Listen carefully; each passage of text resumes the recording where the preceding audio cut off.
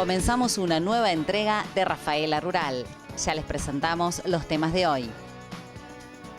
Cristian Bianchi sugiere que la siembra de pasturas disminuye las inundaciones. Rubén Massaro, del INTA, explica cómo evitar la deriva en las pulverizaciones. Ricardo Capese comenta detalles de la reproducción inteligente sincronizada. Rodolfo Cantet enumera las ventajas de la genómica bovina. Daniel Escándolo, del INTA Rafaela, considera los partos programados en los tambos.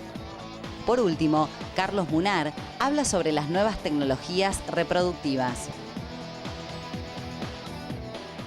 El doctor Cristian Bianchi estima que la mayor implantación de pasturas disminuye los riesgos de sufrir inundaciones. Una cifra de alrededor de 6.100.000 cabezas, que era el stock ganadero de la provincia de Santa Fe, el segundo a nivel nacional, dentro de un marco. No nos olvidemos de que la provincia de Santa Fe tiene aproximadamente más del 50%, o sea, cerca del 55% de suelos bajos, que son anegadizos.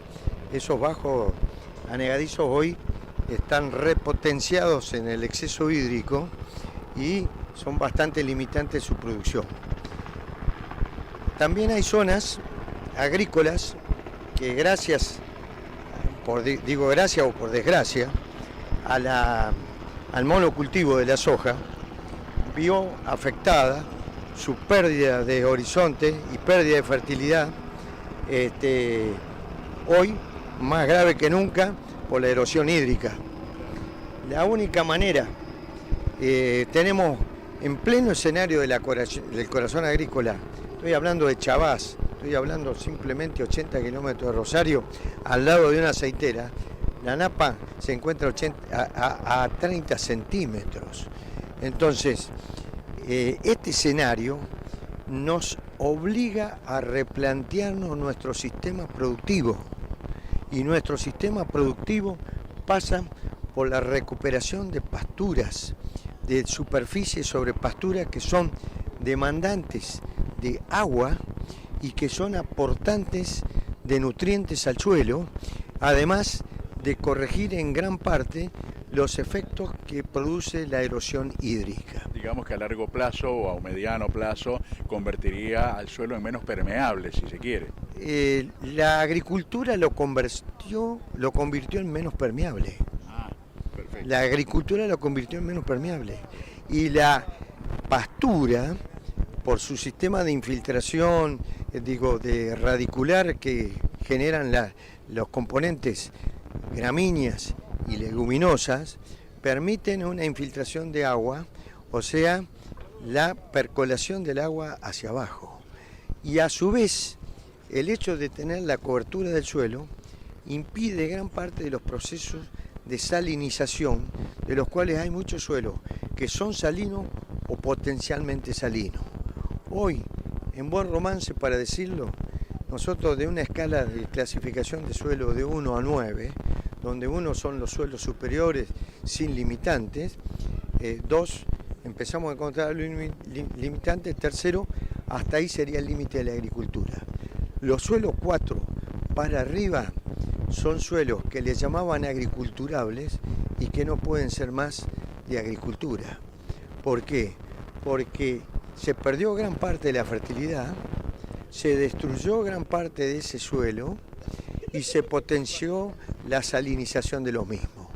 Entonces hoy tenemos que hacer un cambio de políticas públicas, dando los instrumentos para la inversión en la recomposición de las pasturas, en la recomposición del capital de trabajo, para poder empezar a reconstruir unidades que no van a ser las unidades económicas del minifundio de épocas de antes, porque ya el habitante rural no está más en esa chacra. Entonces hoy hay que repensar sistemas productivos diferentes, donde habrá que haber integración y donde tiene que haber complementación en el uso de las maquinarias. Por ejemplo, la inversión no puede ser la inversión como se llama, monstruoso para un productor que tiene escasamente 60, 70 hectáreas. Si ese productor no se asocia, no puede acceder a la tecnología y está en un círculo vicioso. Entonces, hoy el replanteo, y si a dónde hay que dirigir las políticas públicas, es al asociativismo, es a la posibilidad de integrarse, porque está en juego, en definitiva, el recurso que no es nuestro, que es el suelo. Digo que no es nuestro porque nosotros somos habitantes de paso sobre el suelo y si no pensamos en las futuras generaciones, le dejaremos un desierto o un campo totalmente destruido.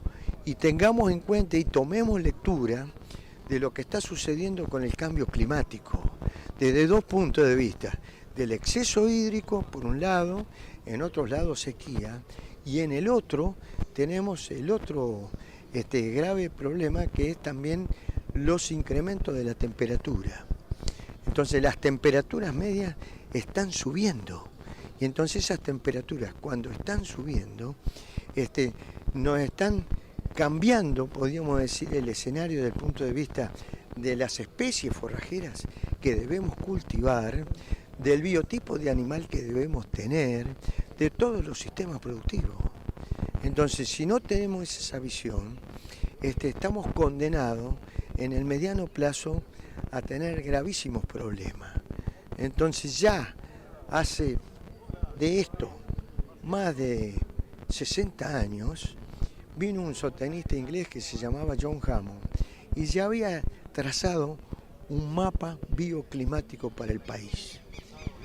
Si ese estudio lo hubiéramos cumplido y no hubiéramos tenido el vuelo corto, hoy el escenario sería totalmente distinto.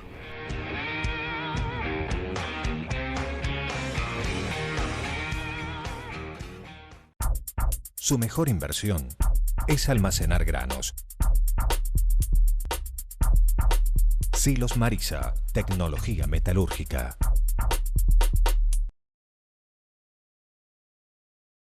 Servicio de transporte rural de combustibles y lubricantes.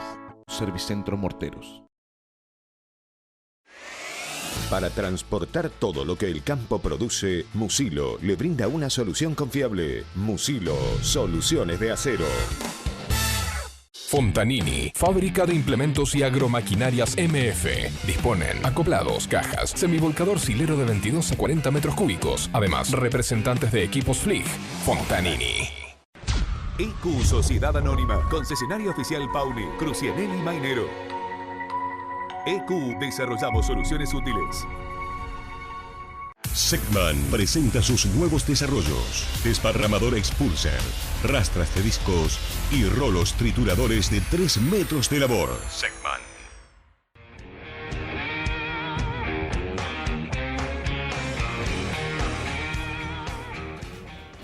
La deriva en las pulverizaciones es el tema que desarrolla a continuación el ingeniero agrónomo Rubén Mazaro del INTA Oliveros.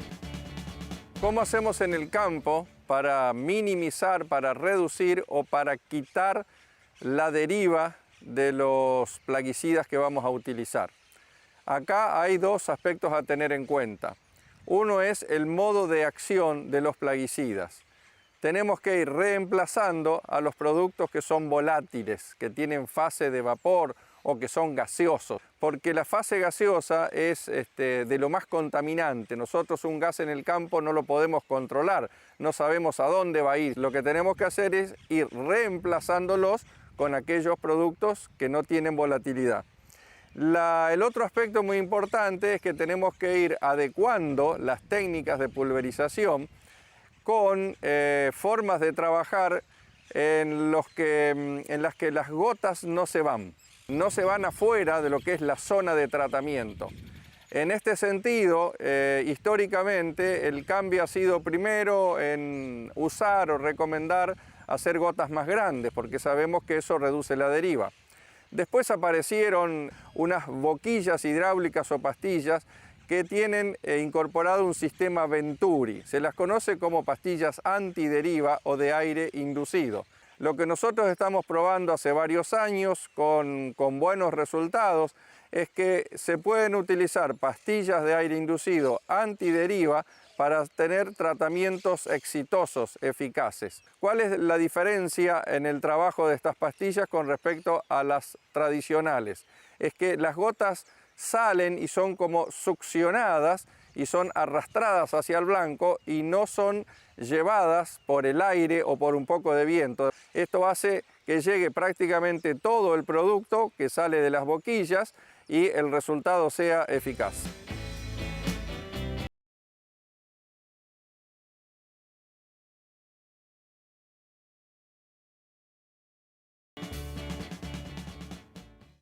Una alternativa que está mejorando la productividad de los rodeos de carne es la reproducción inteligente sincronizada. La explicación del tema lo realiza el licenciado Ricardo Capese.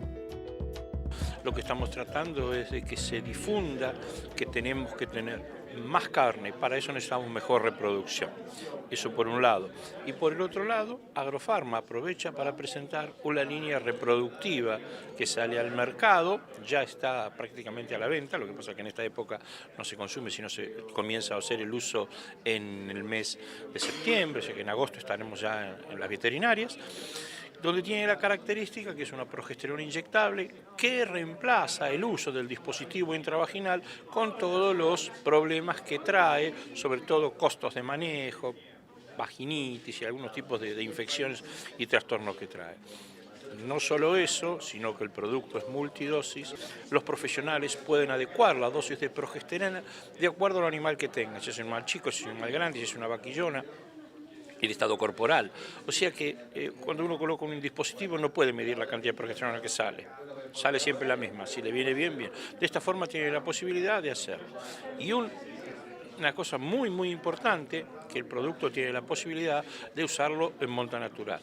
Es decir, que haríamos inseminación artificial utilizando el toro, cosa que hoy es materialmente imposible, por los costos que tiene, colocarle un dispositivo a la vaca, largarla al campo, retirarlo y después sacarlo al toro. Un manejo muy grande, muy caro. De esta forma, con Gonadin, que así se llama el producto, lo podemos lograr. La genómica bovina, utilizada en la ganadería de carne, está acelerando los procesos para determinar la calidad de los toros. Esto lo desarrolla el profesor Rodolfo Cantet. La esencia de la exposición fue comentar cuáles eran los desarrollos tecnológicos hechos en la Argentina para lidiar con la genómica en hacienda de carne. Esos eran los dos argumentos que pensaba. Uno, más potencial, porque es más a futuro y es mucho más caro, pero va a tener más impacto, creo. Y el segundo, lo que podemos hacer en base a lo que otros están haciendo en el mundo y nosotros todavía no hacemos. La primera vez que escuché hablar de hacer selección genómica fue en Estados Unidos en 2007, en una gira que hice con Sebastián hace ya 11 años. Y cuando volví acá dije, bueno, vamos a tener que genotipar. Recién en 2010 juntamos plata de la Agencia Nacional de Ciencia y Tecnología para genotipar 13 toros brangus, los grandes toros brangus. Y con eso generamos una cantidad de información que recién hace 2 años nos permitió a la asociación pagar el genotipado de 100 toros. Más que todo parecía un capricho que me querían dar, pero yo les decía que era una gran necesidad. Y sobre ese lote de toros, de esos 100 toros, adquirimos una cantidad de información como para armar un chip, que es el que hoy comenté, que es el Arbos 1, que refina la calidad de información, sobre todo para razas compuestas. ¿Por qué? Porque el chip original, comercial, era muy informativo para Orlando y para Angus. Cuando ibas a las Brangus, al Bradford y las cebuinas aún peor, es como que perdías el 30% de la información. Es decir, ¿entendés? O sea, es como que estabas pagando por 100 y recibías 70%. ¿Te das cuenta? Entonces nosotros armamos algo más pequeño y informativo para el Brangus y Bradford. Tenemos resultados y tenemos la posibilidad de usarlo en estas poblaciones que son digamos, bastante particulares de la Argentina y hoy tan populares en Sudamérica. Ese tipo de poblaciones obviamente no son ni el Angus ni el Holanda. El otro punto fue que al mismo tiempo que desarrollamos este desarrollo de ADN, hubo un desarrollo de modelos de evaluación. Y eso fue lo que me diferenció de los otros oradores, que los otros oradores han usado modelos que son en este momento o la estándar o es la avanzada en el mundo. Nosotros de algún modo pensamos en algo distinto, fundamentalmente por las razones que yo expuse, que son que necesitamos una tecnología que sea armónica con las DEP convencionales, o sea, que no vaya a ser que hagamos la evaluación y nos salta un toro que era bueno en la evaluación anterior, ahora no es bueno. Entonces cuidamos ese tipo de cuestiones, que use los mismos principios basados en la genética cuantitativa y que tenga en claro, sobre todo, algo que mis colegas en el mundo han sido un poco esquivos o han desconocido, que es que los principios de la genética de poblaciones han cambiado. Y los mejoradores animales a nivel académico no le han prestado atención a eso. Nosotros estamos lejos en el mundo y no pudimos dar el gusto de pensar en esas cosas. Y tener la posibilidad de realizar. Y tener la posibilidad de llegar a armar este modelo que obviamente está publicado en una revista de nivel internacional. Por supuesto que no lo podemos todavía poner en práctica porque no tenemos la cantidad de animales, pero yo creo que sería... Mi sueño es que para el Mundial de Brangus en 2020 el Herbra tenga su primera evaluación genómica.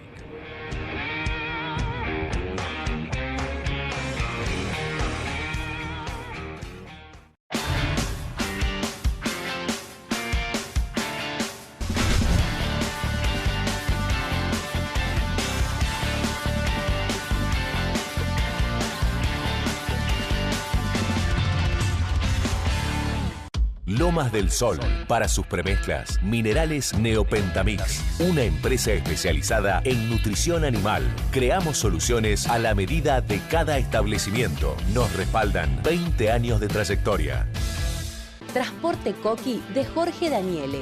Dispone de servicios de auxilio y traslado de herramientas, tractores, rollos, bolsones de semillas a cualquier punto del país las 24 horas del día.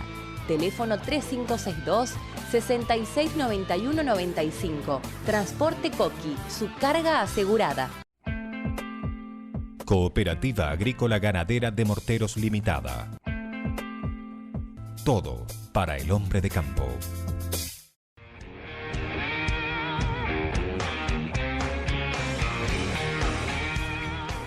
Los partos programados en los tambos cambian totalmente los números de los establecimientos que los aplican.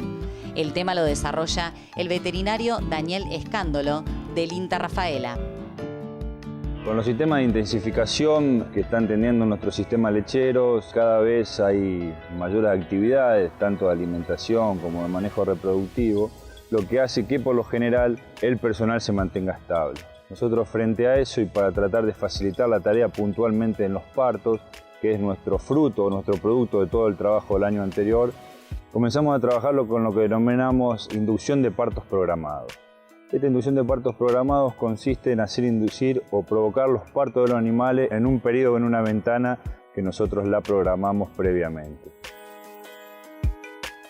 ¿Cómo se hace esto? Sabemos que la gestación de la vaca son 282 días. ¿Y por qué digo esto? Porque la mayoría de los programas reproductivos calculan desde la fecha de concepción a la fecha de probable parto 282 días. En INTA, de acuerdo a una base histórica, la gestación en promedio de nuestros animales son 277 días. Y ese es el punto de partida o el punto de corte que usamos como gestación. Si el programa reproductivo saca que la fecha de probable de parto, nosotros le restamos 12 días. 5 días de los 282 a los 277 que gestan las vacas y los 7 días restantes una semana anterior para inducir los partos. Por lo tanto, de la fecha de probable de parto inducimos los partos 12 días antes. ¿Cómo se inducen? Se inducen básicamente con dexametasona, dosis variable, pero con 40 miligramos se llega exitosamente a la inducción del parto. Se aplica la droga. Y sabemos que en una ventana de 36 a 48 horas paren todas las vacas que nosotros inyectamos. Esto nos permite y tiene varias ventajas. Primero, ayuda notablemente a la observación de partos, porque en rangos generales, de acuerdo a los establecimientos, podemos programar los partos 1 o 2 partos por semana.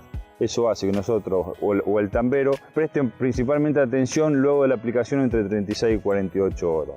Por lo general el peso de los terneros es bastante más bajo. ¿Cuánto más bajo? En un promedio alrededor de 37 kilos, hablando siempre de Holando. Y otra gran ventaja que tiene es que evitamos los partos por lo general al programarlos los partos de fines de semana, lo cual le da la posibilidad que en ese periodo por lo menos no tengan que atender partos.